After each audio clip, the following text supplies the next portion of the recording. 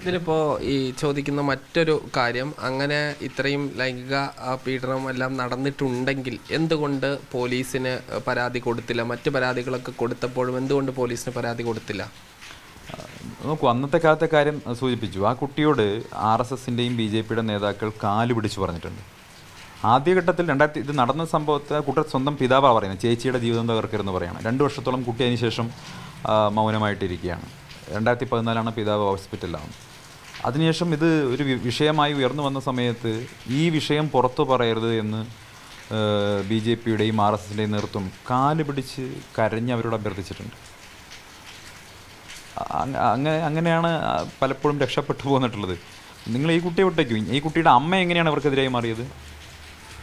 ഈ കുട്ടിയുടെ അമ്മ പോലും കൃഷ്ണകുമാറിനെതിരായിരുന്നല്ലോ. അങ്ങനെ കുട്ടിയുടെ അമ്മ എന്ന് പറയുമ്പോൾ കൃഷ്ണകുമാറിൻ്റെ ഭാര്യയുടെ മാതാവ് കൂടിയാണ്. അപ്പം സ്വാഭാവികമായിട്ടും സ്വന്തം ഭർത്താവിൻ്റെ സ്വത്തിൽ അവർക്ക് അവകാശം ഉണ്ടാവണമല്ലോ. അവരെയും അവിടുന്ന് ആക്രമിച്ചിറക്കുകയാണ് ഇത്, ഗുണ്ടകളെ ഉപയോഗിച്ചുകൊണ്ട്, പോലീസ് സംവിധാനങ്ങൾ ഉപയോഗിച്ചുകൊണ്ട്, ഈ രാഷ്ട്രീയമായിട്ടുള്ള സ്വാധീനം വെച്ചുകൊണ്ട് നടത്തിയിട്ടുള്ള അങ്ങേയറ്റം ക്രൂരമായിട്ടുള്ള ഒരു വേട്ടയാടലാണ് അവർക്ക് നേരെ നടന്നത്. അതുതന്നെയാണ് ഇപ്പോഴും നടക്കുന്നത്. അവരെ എന്തോ മോശക്കാരിയാക്കി ചിത്രീകരിക്കാൻ വേണ്ടി സംഘപരിവാറിൻ്റെ ഹാൻഡിലുകളൊക്കെ ശ്രമിച്ചുകൊണ്ടിരിക്കുകയാണ്.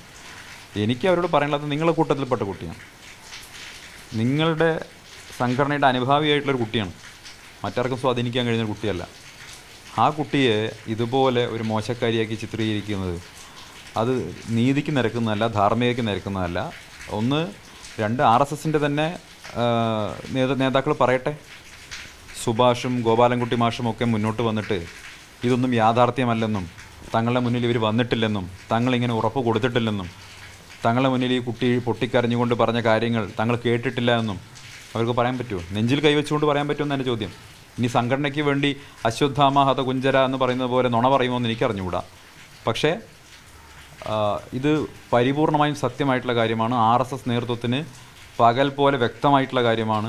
RSS നേതൃത്വം തന്നെ വിഭാഗ കാര്യത്തിലേക്ക് വിളിച്ച് കൃഷ്ണകുമാറിനോട് അന്നത്തെ കാലത്ത് വളരെ പുരുഷമായി സംസാരിക്കുകയും ഇടപെടുകയും ഈ വിഷയത്തിൽ സംസാരിക്കുകയും ചെയ്തിട്ടുണ്ട്. അവർ പ്രതീക്ഷിച്ചത് RSS അവർക്ക് നീതി വാങ്ങി കൊടുക്കുമെന്നാണ് പ്രതീക്ഷിച്ചത്. പിന്നീട് കൃഷ്ണകുമാറിൻ്റെ ഒരു വളർച്ചയുടെ ഗ്രാഫായിരുന്നു. ഒരു 5 വർഷക്കാലം സുരേന്ദ്രൻ സംസ്ഥാന പ്രസിഡന്റ് ആകുന്നു, കൃഷ്ണകുമാർ സംസ്ഥാന ജനറൽ സെക്രട്ടറി ആകുന്നു, വലിയ സ്വാധീനമുള്ളയാളായി മാറി എന്ന് തോന്നുന്നു. ഈ കുട്ടി അങ്ങനെ അവരുടെ ജീവിതത്തിലേക്ക് പോവുകയാണ് ചെയ്തത്. അവർ പോകുന്നു, അവർ പഠിക്കുന്നു, അവർ അഭിഭാഷകയാകുന്നു. പിന്നീട് കൃഷ്ണകുമാർ വലിയ സ്ത്രീ സംരക്ഷക വേഷം കെട്ടി പാലക്കാട് ഇങ്ങനെ അഭിനയിച്ച് തകർക്കുമ്പോൾ സ്വാഭാവികമായിട്ടും തനിക്ക് നേരിട്ടുള്ള ദുരനുഭവം അറിയുന്ന ആ പെൺകുട്ടി ട്രിഗേർഡ് ആയിട്ടുണ്ടെങ്കിൽ അതിൽ നമുക്കിങ്ങനെ തെറ്റ് പറയാൻ പറ്റുക? ഇതിലിപ്പോൾ ഈ BJPക്കും RSS നേതാക്കൾക്കും നേരത്തെ കൊടുത്ത പരാതിയിൽ അവർക്ക് നീതി ലഭിച്ചിട്ടില്ല. ഇനി ഇപ്പോൾ രാജീവ് ചന്ദ്രശേഖരൻ മറുപടി നൽകിയിരിക്കുന്നു. എന്തെങ്കിലും തരത്തിലുള്ളൊരു നീതി ലഭിക്കുമെന്ന് താങ്കൾ പ്രതീക്ഷിക്കുന്നുണ്ടോ? BJPയുടെ ചരിത്രവും സ്വഭാവവും അറിയുന്ന ഞാൻ അത്തരമൊരു നീതി ലഭിക്കുമെന്ന് പ്രതീക്ഷിക്കുന്നില്ല. കാരണം കേരളത്തിൽ നിന്ന് തന്നെയുള്ള ഒരു നിലവിൽ ഭരണഘടനാ പദവിയിലിരിക്കുന്ന കേരളത്തിലെ BJP നേതാവായിരുന്ന, നിലവിൽ ഭരണഘടനാ പദവിയിലിരിക്കുന്ന ഒരു വ്യക്തിക്കെതിരെ ഓഫീസ് പ്രിമൈസസിൻ്റെ ഉള്ളിൽ നിന്ന് ലൈംഗിക ആരോപണം വന്നപ്പോൾ ഇപ്പോഴും സംരക്ഷിച്ച് നിർത്തിയിട്ടുള്ള പാർട്ടിയാണല്ലോ. മലയാളിയായിട്ടുള്ള ആൾക്കെതിരെ നിങ്ങൾക്ക് ആളെ അറിയാം. അതുപോലെ തന്നെ ബ്രിജ്ഭൂഷൺ യാദവിൻ്റെ കാര്യം നമുക്ക് ഓർമ്മയുണ്ട്. കൈവെള്ളയിൽ വെച്ചിട്ടല്ലേ പ്രധാനമന്ത്രി അദ്ദേഹത്തെ സംരക്ഷിച്ചത്. യെദ്യൂരപ്പ പാർലമെൻ്ററി ബോർഡിലിരിക്കുകയല്ലേ. യെദ്യൂരപ്പ പാർലമെൻ്ററി ബോർഡിലിരിക്കുന്നുണ്ടെങ്കിൽ, ബ്രിജ്ഭൂഷൺ യാദവ് ഇപ്പോഴും BJPയുടെ ഭാഗമാണെങ്കിൽ, ഭരണഘടനാ പദവിയിലിരിക്കുന്ന ലൈംഗിക അതിക്രമ പരാതി നേരിട്ടിട്ടുള്ള മലയാളി ഇപ്പോഴും അതേ പദവിയിൽ തുടരുകയാണെങ്കിൽ, കൃഷ്ണകുമാർ അവരെക്കാൾ എത്രയോ ചെറിയ മീനല്ലേ.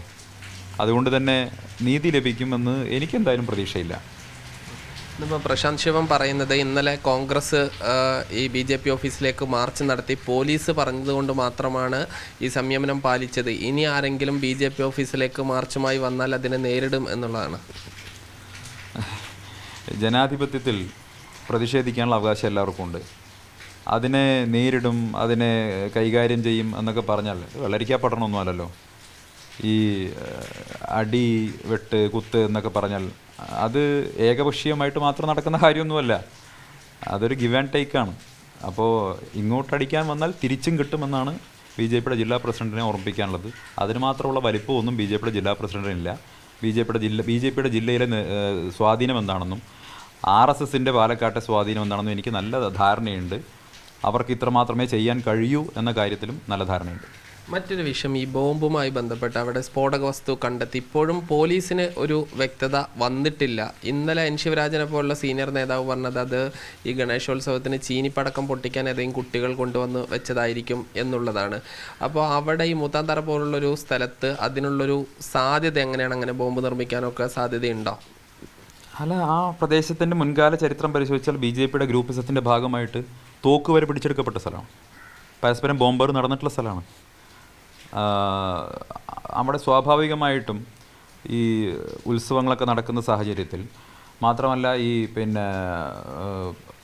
BJP വലിയ തോതിൽ പ്രതിരോധത്തിലായിരിക്കുന്ന സാഹചര്യത്തിൽ, RSS പ്രതിരോധത്തിലായിരിക്കുന്ന സാഹചര്യത്തിൽ സ്വാഭാവികമായിട്ടും സമൂഹത്തിൽ ഒരു സ്പർദ്ധയുണ്ടാക്കി അതിൽ നിന്ന് രാഷ്ട്രീയ നേട്ടം ഉണ്ടാക്കാനുള്ള ഒരു പരിശ്രമം നടന്നു എന്ന് സംശയിക്കേണ്ടി വരും. അവിടെ പോലീസിൻ്റെ ഫോറൻസിക് വിഭാഗം പരിശോധിച്ചല്ലോ, അതൊരു പടക്കമല്ലെന്നും അത് ശക്തിയേറിയിട്ടുള്ള ഒരു ബോംബായിരുന്നു എന്നുള്ളതും ഇപ്പോൾ വ്യക്തമായിരിക്കുകയാണ്.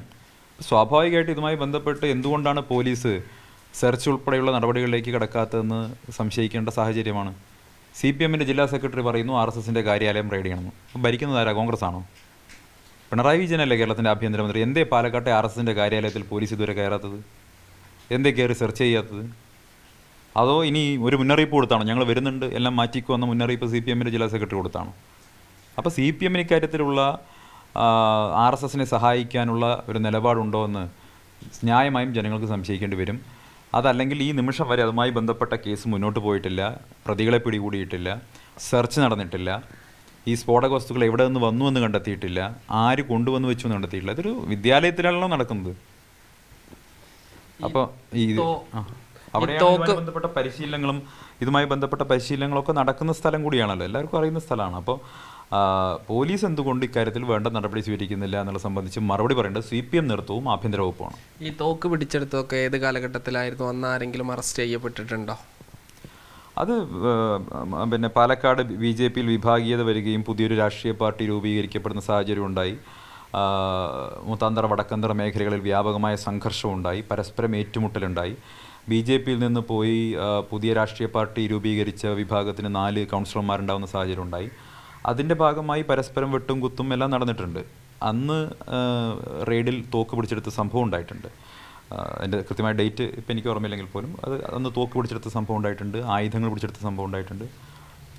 ഈ പ്രദേശത്ത് തന്നെയാണ് നിരവധിയായിട്ടുള്ള സംഘർഷങ്ങളും സാമുദായിക സംഘർഷങ്ങളുമൊക്കെ ഉണ്ടായിട്ടുള്ള പ്രദേശമാണ്.